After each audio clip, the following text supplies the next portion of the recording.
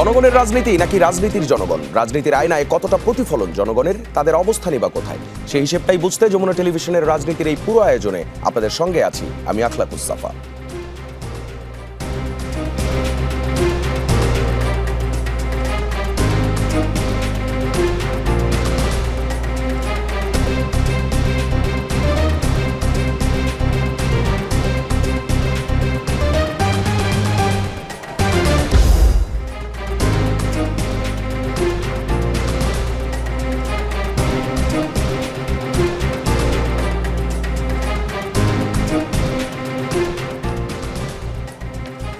পবিত্র রমজান আত্মশুদ্ধির মাস, সংযমের মাস, কিন্তু এই মাস কি হয়ে উঠেছে মুনাফা লাভের মাস? প্রধানমন্ত্রী তারেক রহমান জাতির উদ্দেশ্যে ভাষণে বলেছেন রমজানকে ব্যবসায়ের অতিরিক্ত মুনাফার মাসে পরিণত না করতে। সিন্ডিকেট ভাঙার অঙ্গীকার করেছেন, বাজার মনিটরিং জোরদার করার কথা বলেছেন, কিন্তু আসলে বাজারের বাস্তবতা কি বলছে? বেগুন কেজিতে 120 টাকা, কাঁচামরিচ 240 টাকা, লেবুর হালি 120, খেজুর ছুঁয়েছে 450 থেকে 500 টাকা কেজি। এদিকে একদিকে সরকারের ঘোষণা দিয়েছে ঈদের আগেই পাইলট প্রকল্প হিসেবে হতদরিদ্র পরিবারের জন্য চালু হবে ফ্যামিলি কার্ড। 5 বছরে 25 কোটি বৃক্ষরোপণের মহাপরিকল্পনা, নদী, খাল, জলাধার খনন কর্মসূচি সবই বড় বড় উদ্যোগ। তবে সমালোচনাও কম নয়। শহরের গাছ না লাগিয়ে ম্যানগ্রোভ বা পাহাড়ে কেন? আর সড়কের সমঝোতার ভিত্তিতে টাকা নেওয়া কি চাঁদা নয়? সড়ক পরিবহন মন্ত্রীর এ নিয়ে দেয়া বক্তব্য নিয়েও হচ্ছে নানান সমালোচনা। এসব নিয়েই আজ আমাদের আলোচনা। আমাদের সঙ্গে আছেন মোহাম্মদ মোস্তাফিজুর রহমান বাবুল এমপি, জামালপুর 3 আসনের সংসদ সদস্য, একই সঙ্গে ময়মনসিংহ বিভাগীয় সহ সাংগঠনিক সম্পাদক বিএনপির। আমাদের সঙ্গে আছেন ডক্টর শিব্বির আহমদ, সহকারী অধ্যাপক, অর্থনীতি বিভাগ, নর্থ সাউথ বিশ্ববিদ্যালয়। আমাদের সঙ্গে আছেন মেজবাউল আজম সওদাগর, রাজনৈতিক বিশ্লেষক ও অধ্যাপক, রাষ্ট্রবিজ্ঞান বিভাগ, জগন্নাথ বিশ্ববিদ্যালয়। শুরুটা করতে চাই মোহাম্মদ মোস্তাফিজুর রহমান বাবুলকে দিয়ে। জামালপুরের মেলান্দহ উপজেলায় আপনার বাড়ি, ওই উপজেলায় বিএনপির সভাপতির দায়িত্বেও আছেন আপনি। আপনার এলাকায় মেলান্দহ, হাজারবাড়ি হাট, দুরমুট হাট এবং মাহমুদপুর বাজারের মতো ছোট বড় মোটামুটি 16টি হাট বাজার আছে। সেখানে বেগুন, লেবু আর কাঁচামরিচের দাম কত, বর্তমান দাম, অর্থাৎ এই রোজার সময়টাতে? এটা আপনার কাছ থেকে জানতে চাই আগে।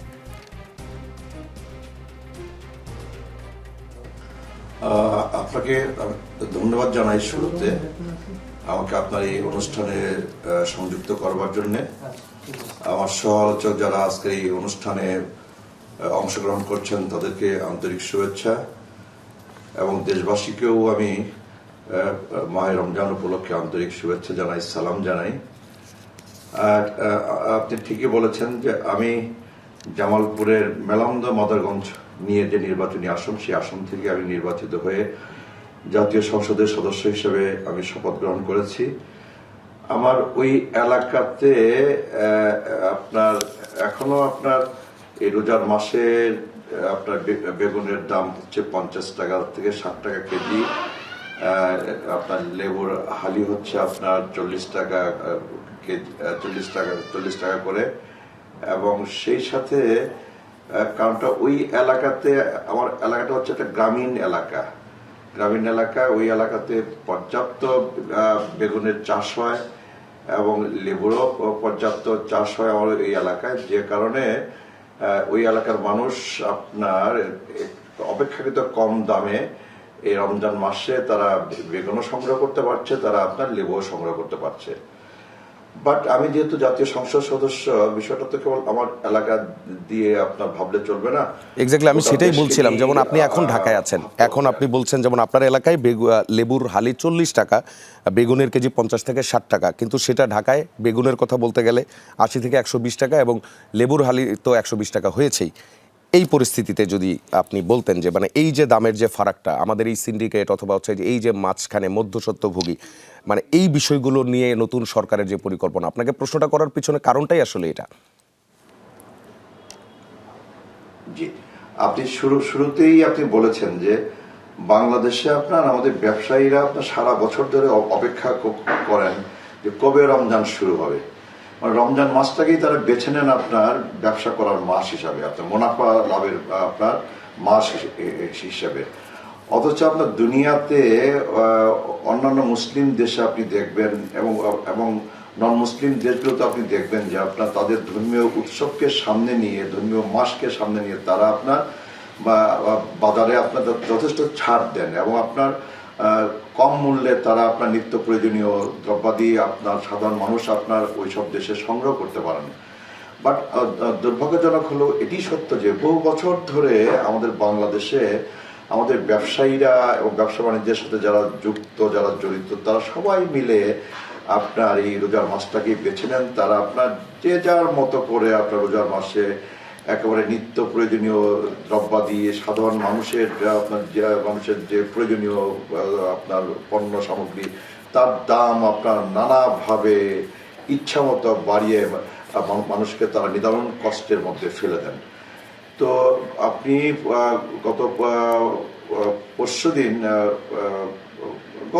গতকাল আমাদের আপনার নতুন সরকারের মাননীয় প্রধানমন্ত্রী বিএনপি চেয়ারপারসন জনাব তারেক রহমান দেশবাসীর উদ্দেশ্যে উনি ভাষণ দিয়েছেন এবং মন্ত্রী পরিষদের প্রথম বৈঠক উনি সিদ্ধান্ত নিয়েছেন এবং সেই সিদ্ধান্তের আলোকেই উনি দেশবাসীকে অবহিত করেছেন।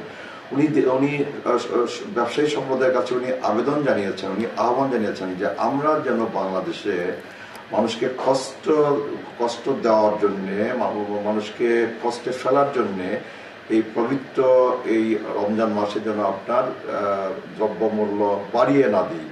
আমরা যেন এমন কোনো আপনার অসৎ পন্থা আমরা যেন অবলম্বন না করি, গ্রহণ না করি, যে অসৎ পন্থা অবলম্বনের মধ্য দিয়ে আমাদের সাধারণ ধর্মপ্রাণ মানুষ তাদের নিত্য প্রয়োজনীয় দ্রব্যাদি এই রোজার মাসে বাড়তি দাম দিয়ে কিনতে বাধ্য হন। উনি ব্যবসায়ীদের কাছে এই আবেদনটা উনি জানিয়েছেন। একই সাথে আপনার সরকারের যেহেতু দায়িত্বভার উনি গ্রহণ করেছেন এবং গত 12ই ফেব্রুয়ারিতে অনুষ্ঠিত জাতীয় সংসদ নির্বাচনে বাংলাদেশের মানুষ বিপুল সমর্থন দিয়ে বিএনপিকে এবং বিএনপির নেতা জনাব তারেক রহমানকে সমর্থন জানিয়েছেন, তার উপর আস্থা স্থাপন করেছেন, বিশ্বাস স্থাপন করেছেন এবং জনাব তারেক রহমান মানুষের বিপুল সমর্থন নিয়ে, বিপুল আস্থা নিয়ে, বিপুল বিশ্বাস নিয়ে উনি ওনার দায়িত্বভার উনি কাঁধে তুলে নিয়েছেন। দেশের মানুষ আশা করে যে উনি ওনার দায়িত্বভার যেহেতু গ্রহণ করেছেন, দেশবাসীকে স্বস্তি দেওয়ার জন্যে, দেশবাসীকে স্বস্তিদায়ক পরিবেশ দেওয়ার জন্যে, দ্রব্যমূল্যকে নিয়ন্ত্রণ করবার জন্যে, আইন শৃঙ্খলা পরিস্থিতির উন্নয়ন ঘটাবার জন্যে এবং ট্রাফিক জ্যামের হাত থেকে দেশের মানুষকে পরিত্রাণ দেওয়ার জন্যে এবং সর্বোপরি আপনার বিদ্যুৎ মানে ইফতারের সময়, তারাবির সময়, সেহরির সময় যেন নিরবিচ্ছিন্ন বিদ্যুৎ সংযোগটা দেশবাসী পায়, তার জন্য কিন্তু মন্ত্রী পরিষদের সিদ্ধান্ত গৃহীত হয়েছে এবং এই জন্য আপনার দেশবাসীর কাছে উনি কিন্তু গতকাল ওনার দেওয়া যে ভাষণে কিন্তু উনি দেশবাসীকে আশ্বস্ত করেছেন। আমরা একটু সময় দিতে চাই, দেশবাসীকে অনুরোধ করব যে দেশবাসী অবশ্যই একটু সময় দিবেন এবং দেখবেন যে নতুন সরকারের প্রধান হিসেবে জনাব তারেক রহমান এবং জনাব তারেক রহমানের সরকার দেশবাসীকে স্বস্তি দেওয়ার জন্যে, দ্রব্যমূল্য নিয়ন্ত্রণ করবার জন্যে এবং নিরবিচ্ছিন্ন বিদ্যুৎ সংযোগ চালু রাখবার জন্যে, আইন শৃঙ্খলা পরিস্থিতি উন্নয়ন সাধন করবার জন্যে এবং ঢাকা শহর সহ সারা বাংলাদেশের ট্রাফিক পরিস্থিতির উন্নয়নের জন্য উনি কি করেন, কতটা পারেন, তার জন্য আমি দেশবাসীকে অনুরোধ করব যে অন্তত কিছুটা সময় দেশবাসী যেন দেন জনাব তারেক রহমান এবং তারেক রহমানের সরকারকে। জি, মোস্তাফিজুর রহমান বাবুল, আপনাকে ধন্যবাদ। যেতে চাই ডক্টর শিব্বির আহমদের কাছে। আপনি শুনলেন যে প্রথম দিকের কথাগুলো, দ্রব্যমূল্য নিয়ন্ত্রণে সরকারের যে উদ্যোগ, এই উদ্যোগগুলো কতটা বাস্তবসম্পন্ন, 2 দিন হলো দায়িত্ব নিয়েছে সরকার, আর কি করতে পারে।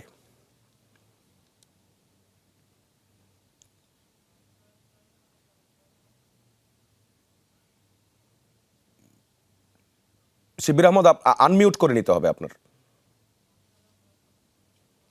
জি সরি, আমার কি শোনা যাচ্ছে? জি, পারফেক্ট। জি, আপনাকে ধন্যবাদ, আমার সহ-আলোচকদেরকেও ধন্যবাদ। সরকার এমন সময়ে দায়িত্ব নিয়েছে, একদমই সরকার গঠন করার পরপরই আমাদের রমজান শুরু হয়েছে এবং এটা নিয়ে আগে থেকেই আমাদের কনসার্ন ছিল যে প্রতি বছর রমজানে দ্রব্যমূল্য বেড়ে যায় এবং মানুষের এক ধরনের তীব্র কষ্ট হয় এই সময়টায়। কিছু অসাধু ব্যবসা, চাঁদাবাজি এবং নানান কারণে, সিন্ডিকেটের কারণে মানুষের একদম নিত্য প্রয়োজনীয় জিনিসগুলোর দাম বেড়ে যায়। গত বছর আমরা রমজানে খেয়াল করেছি যে এটা কিছুটা নিয়ন্ত্রণে ছিল, অন্তর্বর্তীকালীন সরকার কিছুটা নিয়ন্ত্রণ করতে পেরেছিলেন।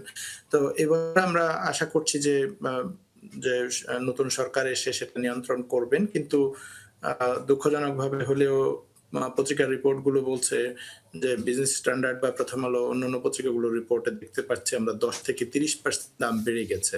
তো এটা একটা খারাপ সংকেত যে নতুন সরকার আসার পর যেখানে আমরা আশা করব যে নিয়ন্ত্রণে আসবে, কিন্তু সে জায়গায় রমজানে এটা যদি আমরা নিয়ন্ত্রণ করতে না পারি তাহলে একটা ব্যর্থতার মধ্য দিয়ে সরকারের যাত্রা শুরু হবে, আমি এটা মনে করি।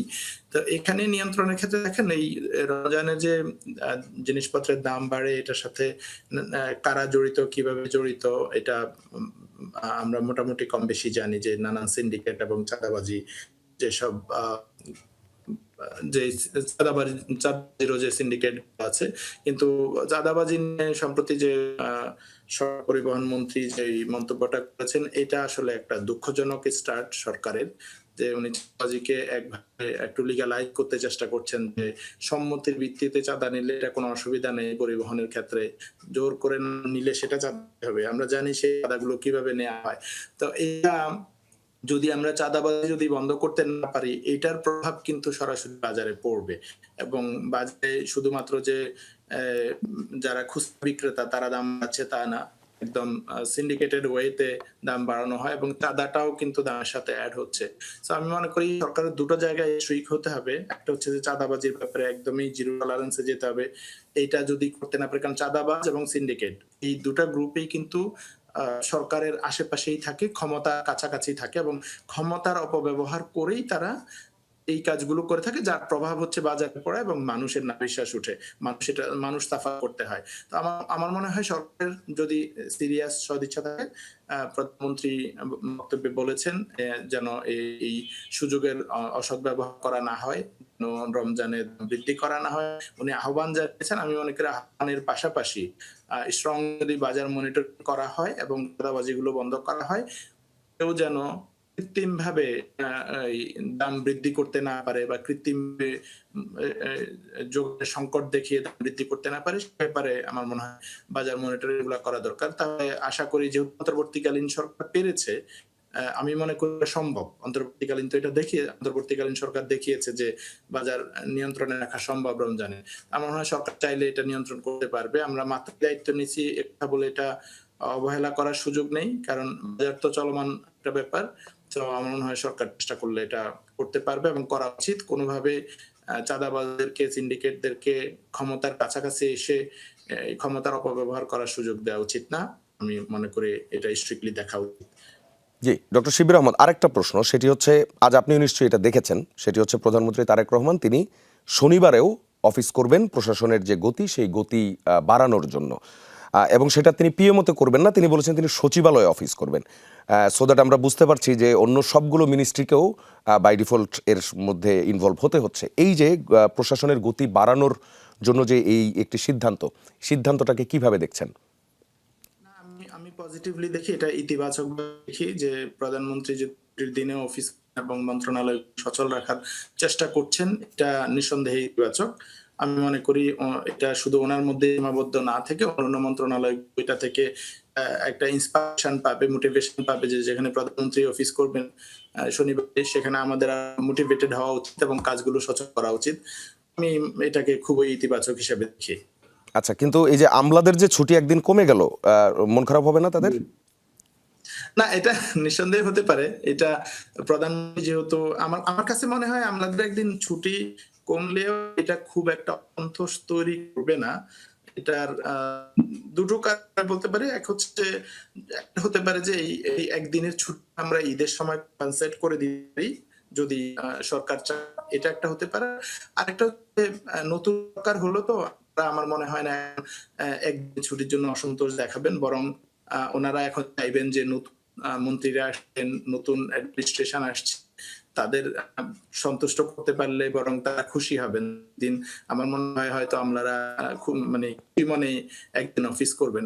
আর এটা আমি করি তারা যদি এভাবে দেখে যে আমরা আমাদের মন্ত্রণালয়গুলো সচল করতে চাই বা দীর্ঘদিন ধরে কিছুটা তো বিভিন্ন জায়গায় অবস্থা ছিল, আমরা যা অন্তর্বর্তীকালীন সরকার সময় কোনো জায়গায় সহযোগিতা ছিল অ্যাডমিনিস্ট্রেশনের পক্ষ থেকে, অনেকে অপেক্ষা করতেছে যে নতুন সরকার আসবে, নতুন সরকারের অধীনে কাজ করবে।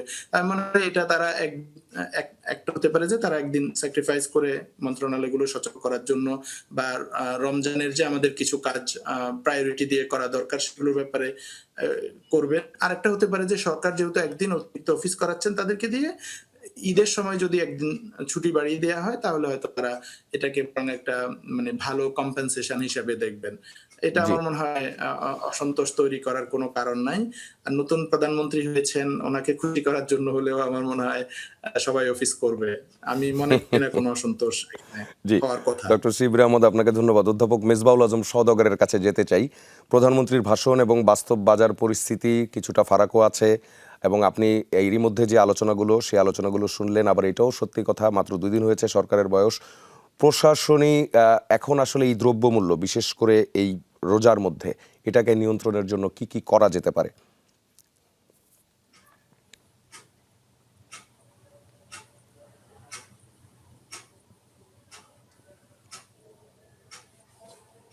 জি, ধন্যবাদ আপনাকে এবং সহ আলোচক বৃন্দকে। দ্রব্যমূল্যের বৃদ্ধির যে বিষয়টি আপনি বললেন, দেখুন আমাদের দেশের একটা দীর্ঘদিনের এই যে কালচার, যে সিন্ডিকেটেড যে ইকোনমি, এখানে আমরা দেখা যায় দ্রব্যমূল্য বৃদ্ধি করার এবং ব্যাপক পরিমাণ মুনাফা অর্জনের একটা সময় হিসাবে এই রমজানকে বেছে নেওয়া হয়। তো দীর্ঘদিন থেকে এটা চলছিল, আপনি জানেন। তো চলার পরে যখন এই ইন্টারিম গভর্নমেন্ট যখন আসলো, তখন আসার পর দীর্ঘদিন পর মানুষ কিন্তু একটা এই জায়গাটাতে একটা জবনিকাপাত ঘটেছিল, যে হঠাৎ করে রমজান মাসে ব্যাপকভাবে দ্রব্যমূল্যের মূল্যস্ফীতি তেমন একটা হয়নি। তো আবার পরবর্তী একটা রমজান আসার ঠিক আগ মুহূর্তে নতুন একটি গভর্নমেন্ট আসলো। সেই কারণে সেই নতুন গভর্নমেন্ট দায়িত্ব নেওয়ার সাথে সাথে যদি দ্রব্যমূল্যের যে স্ফীতিটা, এটা যদি আপনার কমানো না যায় বা ধরে রাখা না যায়, তাহলে হচ্ছে যে ডেফিনেটলি এটা গভর্নমেন্টের জন্য একটা হিসেবে মানুষ ধরে নেবে। কারণ মানুষের কাছে দেশে যাই ঘটুক না কেন, সাধারণ মানুষ সবার কাছে মুখ্য বিষয় হচ্ছে তারা এই দ্রব্যমূল্যের ঊর্ধ্বগতি, তারা এটা কিন্তু দেখতে চায় না। সো সেই কারণে এটি একটি বড় চ্যালেঞ্জ। তবে পাশাপাশি এটাও একটা বিষয় যে গভর্নমেন্ট, মাননীয় প্রধানমন্ত্রী প্রথম দিন অফিস করা এবং ক্যাবিনেট যে বৈঠক, এবং পাশাপাশি তিনি যে জাতির উদ্দেশ্যে বক্তব্য দিয়েছেন, তাতে একটা মেসেজ এসেছে যে এই সিন্ডিকেট তিনি ভেঙে দিন। আসলে সিন্ডিকেটের কারণে যে দ্রব্যমূল্যের এই বৃদ্ধিটা হয়, সেটি কিন্তু সারা দেশের মানুষ জানে। এবং পাশাপাশি এই নির্বাচনটাতে কিন্তু আপনি খেয়াল করবেন যে বাংলাদেশের ঐতিহাসিকভাবে সবগুলো নির্বাচন পূর্ব পরিস্থিতি যদি আমরা ব্যাখ্যা বিশ্লেষণ করি, তাহলে কিন্তু এখানে দেখা যাচ্ছে যে এই নির্বাচন একটি এক্সেপশনালি আপনার এই দ্রব্যমূল্য বৃদ্ধি এবং পাশাপাশি চাঁদাবাদের বিষয়টা কিন্তু নির্বাচন ক্যাম্পেইনে এরকম বোধহয় একটা সিরিয়াস ইস্যু হিসেবে সামনে এসেছে। সেই বিষয়টাকে যদি আমরা আমলে নেই, তা ডেফিনেটলি এটা গভর্নমেন্টের জন্য অনেক বড় একটা চ্যালেঞ্জের বিষয়। এখন আমাদেরকে দেখতে হবে যে মাননীয় প্রধানমন্ত্রী যে বক্তব্যটা দিয়েছেন, এটার ইমপ্লিমেন্টেশনটা এই ঠিক কিভাবে হচ্ছে, এবং সিন্ডিকেটের মাধ্যমে দাম বৃদ্ধি হয়, সেই সিন্ডিকেটটা কিভাবে ভাঙবেন, সেই বিষয়ে কিভাবে প্রশাসনিক পদক্ষেপটা নেওয়া হচ্ছে। আজকে তো মাত্র একটা রোজা গেল, প্রধানমন্ত্রী বক্তব্যটাও দিয়েছেন একদিন 2 দিন আগে।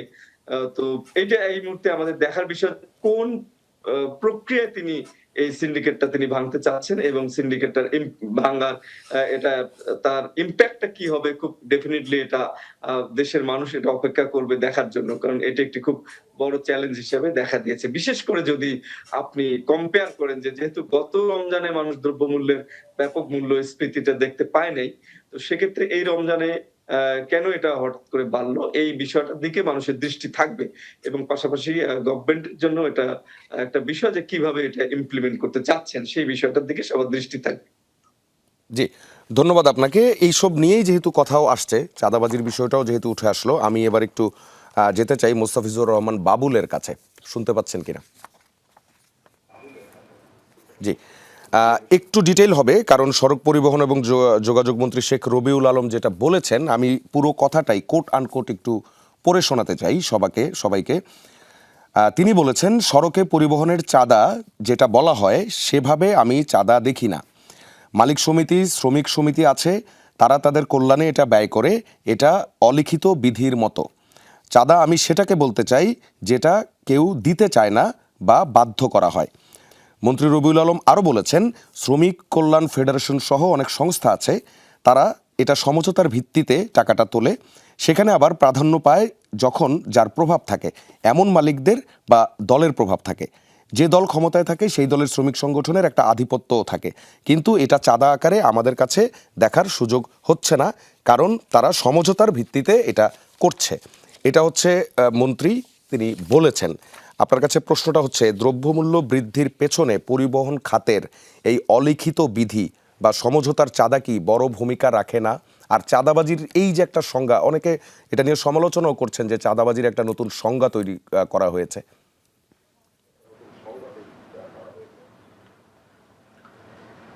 না, আপনার পরিবহন সংগঠনগুলোর আপনার চাঁদা সংগ্রহ করা, সমিতি এবং সংগঠন পরিচালনা করার জন্য, সেটা একটা দিক, একটা জিনিস। আরেকটা হচ্ছে চাঁদাবাজি, যেটা আপনার সড়কে, যেটা আপনার পরিবহন সংগঠনের সাথে যুক্ত ব্যক্তিরা কিংবা আইন শৃঙ্খলা রক্ষাকারী বাহিনীর সাথে যুক্ত ব্যক্তিরা কিংবা আরো নানা গোষ্ঠী, নানা ব্যক্তি, তারা আপনার বিভিন্ন সময়ে এই চাঁদাবাজির সাথে জড়িয়ে পড়ে, চাঁদাবাজির সাথে তারা যুক্ত থাকে। আমি কোনোভাবেই আপনার চাঁদাবাজিকে আমি সমর্থন করি না, সমর্থন আমি করবো না, সমর্থন করতে আমি চাই না। এখন আপনার প্রশ্নটা হচ্ছে যে এই আলোচনাগুলো আমরা কেন করছি? আলোচনাগুলো করছি যে আপনার দ্রব্যমূল্য বেড়ে যায়, এবং দ্রব্যমূল্য বেড়ে যায় আপনার তার পেছনে আপনার এই ব্যবসায়ীদের সিন্ডিকেট, তাদের একটা অসৎ উদ্দেশ্য থাকে, মুনাফা লাভের একটা অসৎ উদ্দেশ্য কাজ করে। এইটা একটা বড় ব্যাপার।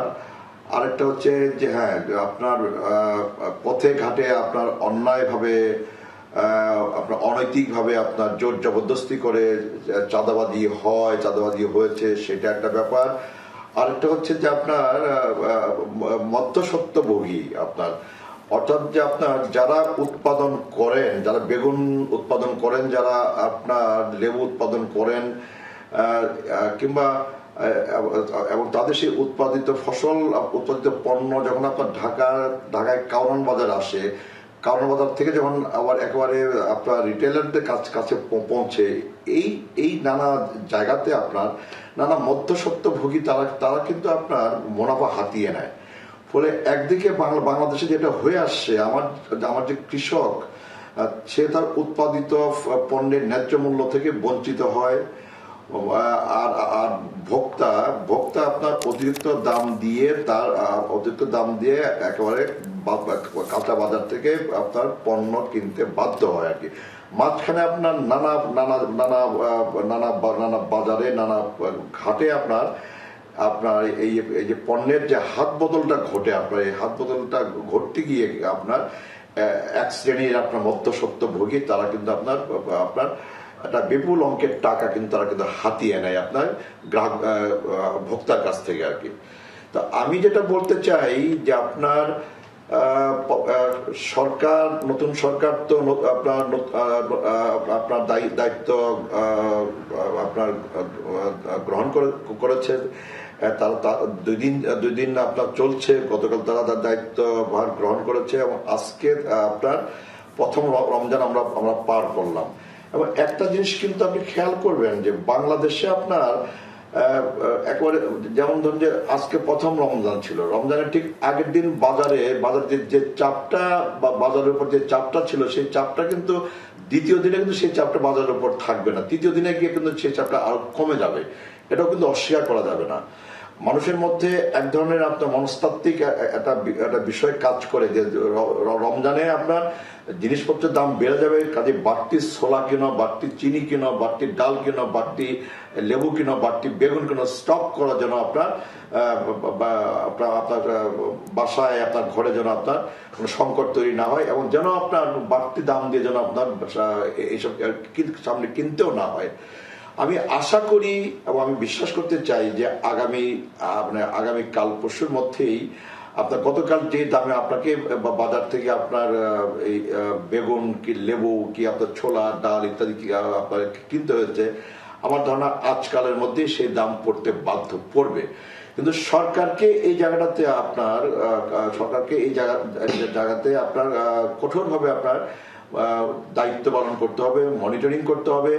এবং ওই সিন্ডিকেট, এটা তো একটা পুরনো ইস্যু যে বাংলাদেশে আপনার বাজার নিয়ন্ত্রণ করে আপনার সেই নিয়ন্ত্রণকারী সিন্ডিকেট, যে সিন্ডিকেটের কারণে আপনার আমাদের দেশের সাধারণ মানুষ, সাধারণ ভোক্তারা তারা খুব তারা কষ্টের শিকার হন, তারা আপনার এক ধরনের চাপের সম্মুখীন হন, তাদের জীবনযাপনে আপনার বাড়তি চাপ তৈরি হয়।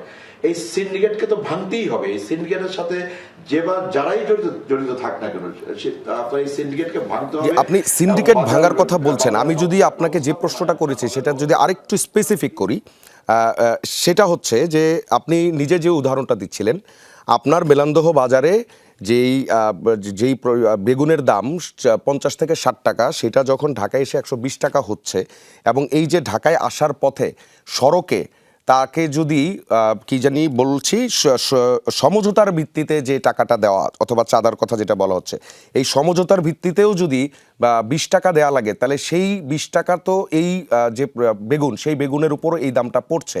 তো সেই ক্ষেত্রে মানুষ কেন এই সমঝোতার ভিত্তিতে যে চাঁদাটা, সেই চাঁদার যে ঘানিটা, এটা কেন মানুষকে বহন করতে হবে?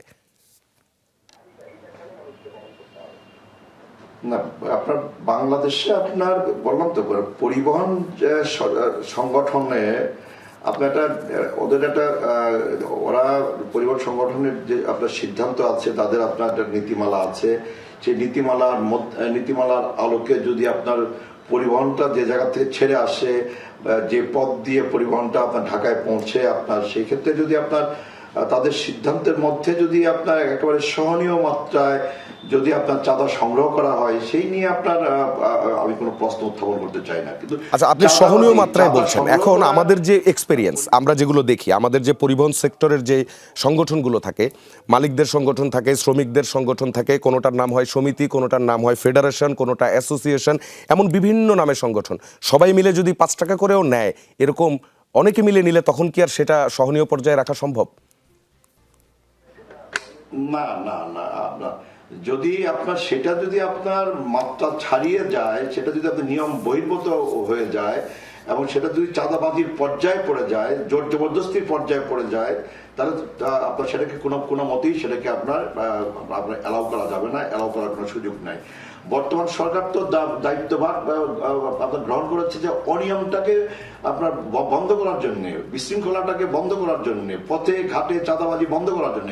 চাঁদাবাজি যদি আমি বন্ধ করতে না পারি, অনিয়মটাকে যদি আমি বন্ধ করতে না পারি, আমি যদি নিয়ন্ত্রণ করতে না পারি, আমি যদি বাজার ব্যবস্থার উপর আমি আমার সরকারের নিয়ন্ত্রণ যদি প্রতিষ্ঠা করতে না পারি, মানুষের জীবনে যদি আমি স্বস্তি ফিরিয়ে আনতে না পারি, তাহলে তো বর্তমান সরকারের কাছে মানুষের যে প্রত্যাশা, মানুষ যে বিপুল প্রত্যাশা নিয়ে বর্তমান সরকারের পক্ষে যে রায় ঘোষণা করেছে, সেই প্রত্যাশা তো পূরণ হবে। মানুষ তো হতাশ হবে, নিরাশ হবে। মানুষকে হতাশ করে নিরাশ করবার কোনো সুযোগ আমাদের আছে বলে তো আমি মনে করি না। কাজেই এই জায়গাটাতে বর্তমান সরকারকে খুবই শক্ত হাতে এই আপনার সিন্ডিকেট ইস্যু, চাঁদাবাজি ইস্যু, বাজার ব্যবস্থাপনা ইস্যু, মধ্যস্বত্ব ভোগী ইস্যু, এবং সবকিছুকেই বর্তমান সরকারকে খুব শক্ত হাতে, কঠোর হাতে আপনার নিয়ন্ত্রণ করতে হবে, যেন কোনো অবস্থাতেই যেন এই রোজার মাসে মানুষ যেন কষ্ট না পায়, এবং মানুষ কষ্ট পেয়ে যেন বলতে শুরু না করে যে আমরা কষ্টে আছি।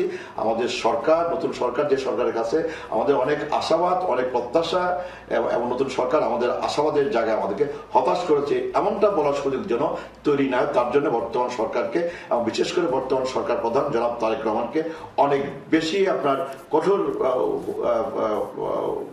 অবস্থান থেকে দায়িত্ব পালন করতে হবে। এর কোনো বিকল্প আছে বলে আমি মনে করি না। জি, ধন্যবাদ আপনাকে। আপনারা থাকবেন আমাদের সঙ্গে। দর্শক, রাজনীতিতে বিরতি বলে কিছু নেই, ফিরছি কিছুক্ষণের মধ্যে, আমাদের সঙ্গেই থাকবেন।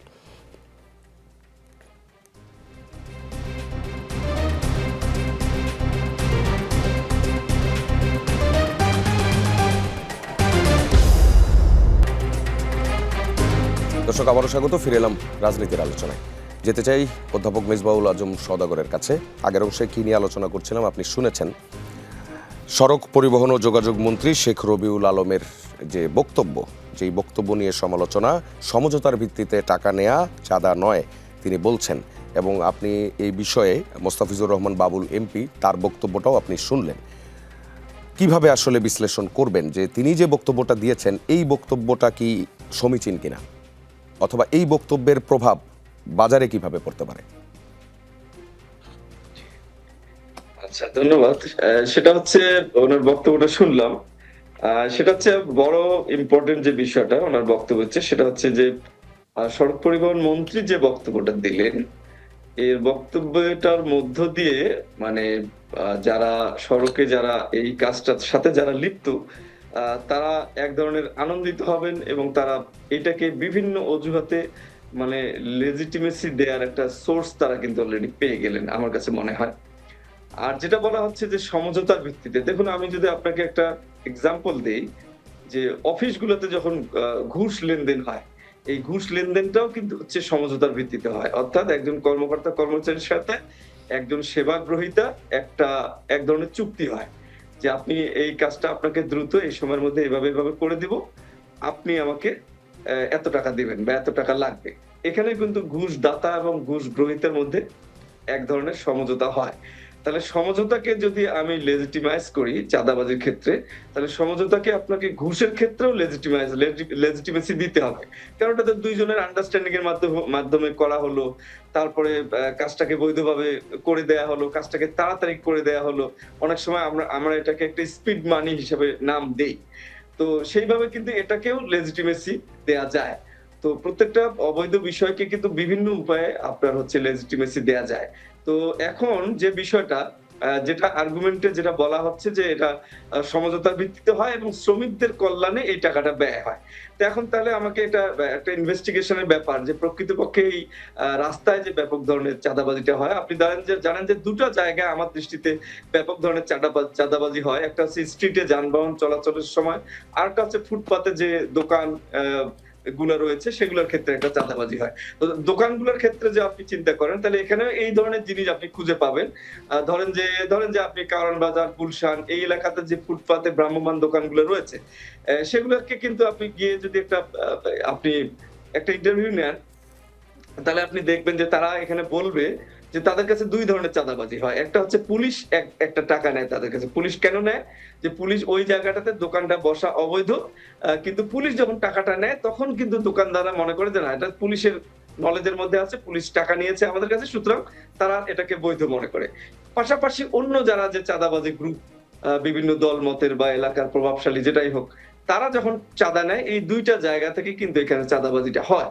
তাহলে এখানেও কিন্তু আপনি যদি দেখেন তাহলে এখানেও কিন্তু সমঝোতার ভিত্তিতেই চাঁদাবাজিটা হয়েছে। পুলিশ বলেছে যে তুমি যদি আমাকে টাকা দাও তাহলে এটা আর এখানে তোমাকে কেউ কিছু বলবে না। তখন দোকানদার মনে করলো হ্যাঁ, তাহলে পুলিশ আমাকে যদি এখানে বসতে দেয় তাহলে আর কি, এটা তো আমার এটা বৈধ। তারা এটাকে বৈধভাবে তাদের একটা মনস্তাত্ত্বিক সেট আপ যে পুলিশ যেহেতু আমাদেরকে এটা বলেছে এটা বৈধ।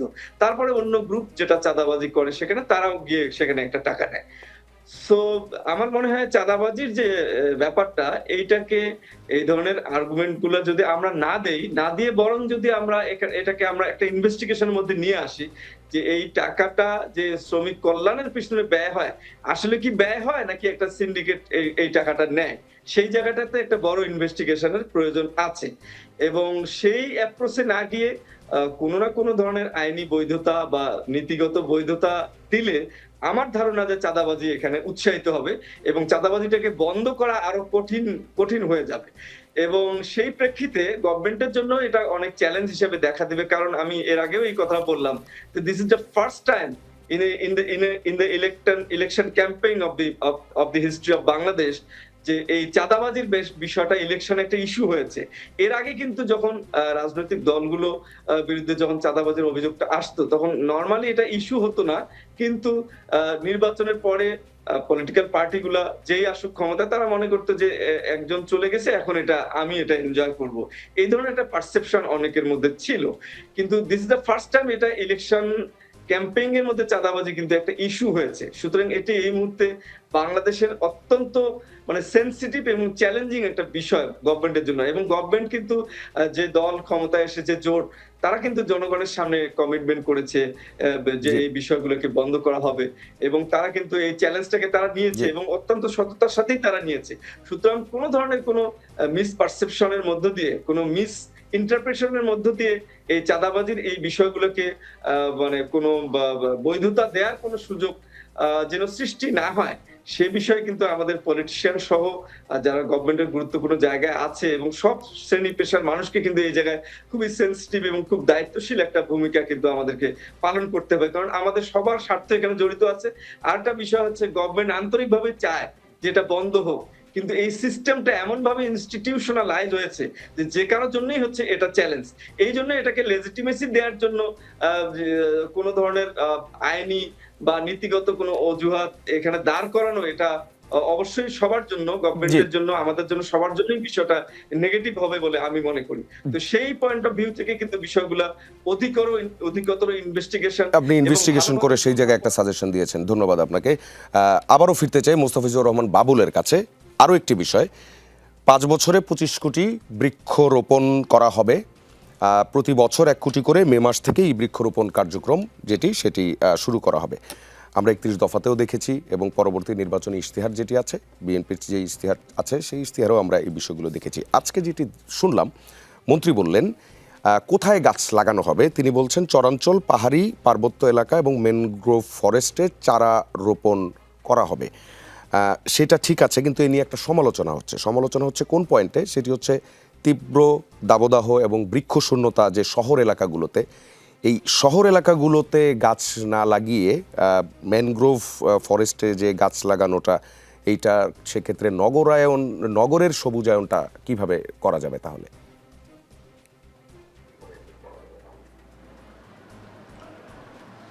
প্রথমত হচ্ছে আপনার এই সরকার কিন্তু আপনার নানা ইতিবাচক পদক্ষেপ গ্রহণ করছে এবং বিএনপির পক্ষ থেকে আপনার এবং সমমনা রাজনৈতিক দলগুলোর পক্ষ থেকে আমাদের দলের নেতা বর্তমান প্রধানমন্ত্রী জনাব তারেক রহমান 31 দফা কর্মসূচি পেশ করেছিলেন এবং নির্বাচনের ইশতেহার উনি পেশ করেছেন নির্বাচনের আগে, এবং দেশ গড়ার পরিকল্পনা উনি হাজির করেছেন নির্বাচনের আগে।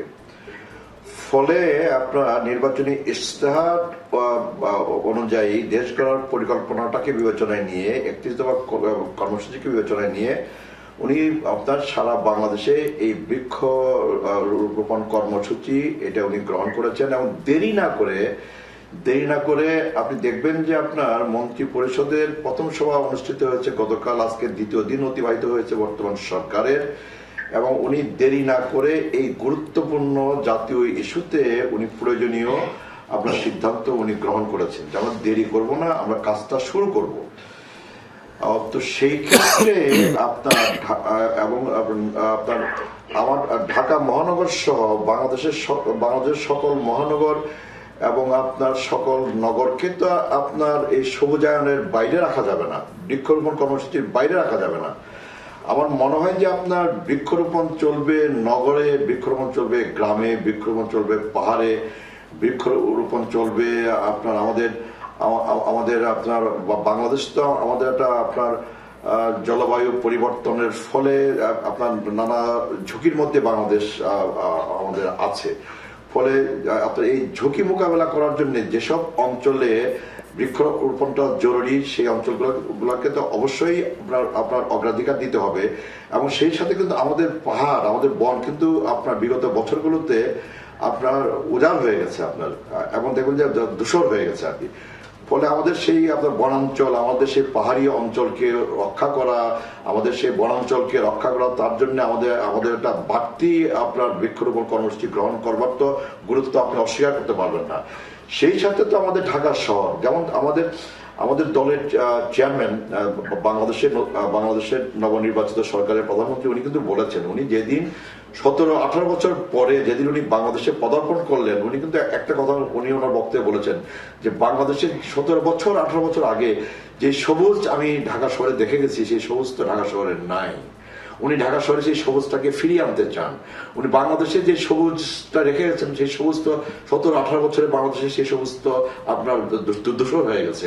উনি বাংলাদেশে সেই সবুজটাকে, সবুজ বাংলাদেশ উনি আবার ফিরিয়ে আনতে চান, এবং সে লক্ষ্যেই উনি আপনার এই বৃক্ষরোপণ কর্মসূচি উনি গ্রহণ করেছেন, এবং প্রতি বছর কোটি বৃক্ষ রোপণের কর্মসূচি ইতিমধ্যে জাতীয় সভায় উনি হাজির করেছেন। আমি বিশ্বাস করি এটা নগরকে বাদ দিয়ে না, ঢাকা মহানগরকে বাদ দিয়ে না, আমাদের মহানগরগুলোকে বাদ দিয়ে না, আমাদের জেলা শহরগুলোকে বাদ দিয়ে না, আমাদের শহরাঞ্চলগুলোকে বাদ দিয়ে না, কিন্তু কেবলমাত্র যেহেতু আমরা নানা ঝুঁকির মধ্যে বসবাস করি, আমাদের এই বাংলাদেশ, আমাদের এই অঞ্চল, ওই ঝুঁকিপূর্ণ যে এলাকা, ওই এলাকাগুলোকে অপেক্ষাকৃত ঝুঁকি মুক্ত রাখবার জন্য এবং একটা প্রাকৃতিক একটা প্রতিরোধ ব্যবস্থা গড়ে তুলবার জন্যই কিন্তু আপনার বিশেষ গুরুত্ব দিয়ে ওই অঞ্চলগুলোর কথা উল্লেখ করা হয়েছে। তার মানে এই না যে আমাদের ঢাকা শহরটা দূষণ থাকবে, ঢাকা শহরে আমরা সবুজ ঢাকা শহর আমরা দেখবো না, নিঃসন্দেহে তা হবে না। জি, মোস্তাফিজুর রহমান বাবুল, আপনাকে ধন্যবাদ, বেশ স্পষ্ট জবাব পেলাম।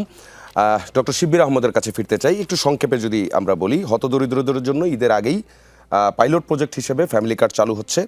তৃণমূল পর্যায়ে এই কার্ড বিতরণে দলীয়করণের ঝুঁকি এড়াতে কি করণীয় আছে সেটিও আপনি বলবেন। একই সঙ্গে নদী, খাল, জলাধার খনন কর্মসূচি, অতীতে আমরা দেখেছি এই ধরনের কর্মসূচিতে অনেক ধরনের অনিয়মের অভিযোগ আসে, সেই অভিযোগগুলো থেকে বাইরে থেকে কাজটা আসলে যে সরকার করবে, সাজেশন কি?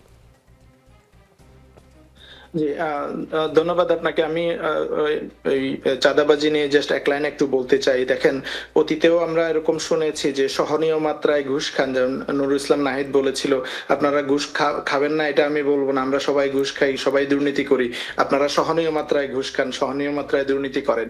এই ধরনের কথা আমরা যখন বলি যে এটা চাঁদাবাজি না, অমুকটা চাঁদাবাজি, অথবা চাঁদাবাজি একটা সহনীয় মাত্রায় হওয়া উচিত বা একটা লেভেল যেন ক্রস না করে, এ ধরনের কথা আমরা তখনই বলি যখন আসলে আমরা নিজেরাও এই প্রক্রিয়ার সাথে জড়িত হয়ে যাই। আমাদের সেই সৎ সাহসটা তখন থাকে না যে আমি বলবো আপনি চাঁদাবাজি করবেন না, চাঁদাবাজি আমি করতে দিব না বা হতে দিব না, কোনো ফর্মেই চাঁদাবাজি চলবে না। চাঁদাবাজি তো শুধু পরিবহনে হয় না, হাট বাজারে হয়, পাইকারি আড়তে হয়, লোডিং আনলোডিং এর সময় হয়। এই যে নানান স্টেপে চাঁদাবাজি হতে হতে হতে হতে এটা কাঁচা বাজারে এসে প্রভাব পড়ে, এবং রমজানে আমরা দেখেছি মানুষের নাভিশ্বাস উঠে যায় কাঁচা বাজারে গেলে। তো আমার মনে হয় মন্ত্রী মহোদয় যেই পার্সপেক্টিভ থেকেই এটা বলেন না কেন, যেভাবে এটা এক ধরনের নৈতিক বৈধতা তৈরি করে চাঁদাবাজির, আমি মনে করি ওনার সেই জায়গা থেকে সরে এসে চাঁদাবাজির ব্যাপারে স্পষ্ট বার্তা দেওয়া উচিত।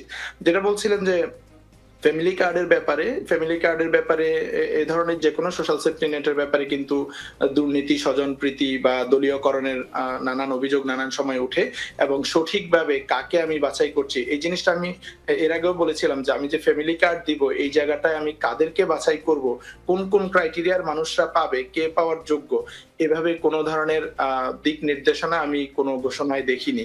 এটা বলা হচ্ছে যে সব ধরনের ফ্যামিলিকে ক্রমান্বয়ে দেওয়া হবে। কেন আমার সব ধরনের ফ্যামিলিকে আমার কার্ড দিতে হবে? সবার তো আসলে এই ধরনের গভর্নমেন্টের একটা সাপোর্ট দরকার নেই। সো এইটা ঠিক করা যে আমি কাকে কাকে এই সাপোর্টটা দিব বা প্রাইমারিলি আমি কাদেরকে দিতে চাই, বেনিফিশিয়ারি কারা হবে, এই জিনিসটা যদি আমি সঠিকভাবে ঠিক না করি, ইনক্লুশন ক্রাইটেরিয়া গুলো বা এক্সক্লুশন ক্রাইটেরিয়া গুলো, কাদেরকে দিব কাদেরকে দিব না, তাহলে এখানে দুর্নীতি হওয়ার বা দলীয়করণ, স্বজনপ্রীতি হওয়ার সম্ভাবনা আছে। এবং এ ধরনের কথাও শোনা যাচ্ছে যে আমি ফ্যামিলি কার্ড করিয়ে দিব, এই কথা বলে মানুষের কাছ থেকে টাকা পয়সা নেওয়ার অভিযোগও আসছে। সত্য মিথ্যা আমি জানি না, এগুলো নানান সোশ্যাল মিডিয়ায় দেখছি। তো এটা কিন্তু হওয়া অস্বাভাবিক না যে ফ্যামিলি কার্ড করে দিব, আপনি তো প্রতি মাসে 2,500 টাকা করে পাবেন, সো আমাকে 5,000 টাকা 10,000 টাকা দেন। এ ধরনের এই সুযোগ খামদানি মানুষদের বা ধান্দাবাজদের কিন্তু অভাব নেই দেশে। তো আমি মনে করি সরকার এটার ব্যাপারে উপযুক্ত ব্যবস্থা নিবে। প্রথমত হচ্ছে ইনক্লুশন এক্সক্লুশন ক্রাইটেরিয়া সেট করা, এবং এটা কোনোভাবে যেন দলীয়করণ বা আত্মীয়করণ এই ধরনের প্রসেসের মধ্য দিয়ে না যায়, এটা এনশিওর করা। আর সর্বশেষ আপনি যেটা বলেছিলেন যে খাল খনন এবং অন্যান্য এই নদী খনন, খাল খনন, এই প্রজেক্টগুলো অনেক বড় প্রজেক্ট। এগুলোর সাথে অতীতে আমরা দেখেছি যে নদী ড্রেজিং করার নামে অনেক দুর্নীতি হয়। তো খাল খনন আদৌ আমার কোথায় দরকার আছে, আমার মনে হয় এত তাড়াহুড়া না করে আমার আইডেন্টিফিকেশন দরকার। যদি সরকার খাল খনন করতে চায়, কোন কোন জায়গায় সত্যিকার অর্থে দরকার, কোন কোন জায়গায় দরকার নেই। আমি কমিটমেন্ট দিয়েছি যে এত 1000 কিলোমিটার করব, আমার মনে হয় না এটা ওই কমিটমেন্টের উপর স্টিক থাকা দরকার আছে। আমার বরং রিঅ্যাসেস করা উচিত যে আমি যেটা কমিটমেন্ট দিয়েছি এটা ফিজিবল কিনা, এটা দরকার আছে কিনা, এবং কোন কোন জায়গায় দরকার। আদারওয়াইজ এখানে নানান ধরনের দুর্নীতির পথ তৈরি করবে। জি, ডক্টর শিব্বির আহমদ, মোহাম্মদ মোস্তাফিজুর রহমান বাবুল এবং মেজবাউল আজম সওদাগর, আপনাদের তিনজনকে ধন্যবাদ আমাদের সঙ্গে আজকে রাজনীতিতে যুক্ত হওয়ার জন্য। নতুন সরকার প্রশাসনে গতি আনতে প্রধানমন্ত্রী এখন শনিবারও অফিস করছেন এবং মন্ত্রীদের বাহুল্য খরচ কমানোর নির্দেশ দিয়েছেন। এটি নিঃসন্দেহে প্রশংসনীয়। অঙ্গীকার, কাগজে প্রকল্প, মাঠে মূল্যবৃদ্ধি, এই ত্রিভুজের মাঝে দাঁড়িয়ে সাধারণ মানুষ। ফ্যামিলি কার্ড কি স্বস্তি দেবে? 25 কোটি গাছ কি পরিবেশ রক্ষা করবে?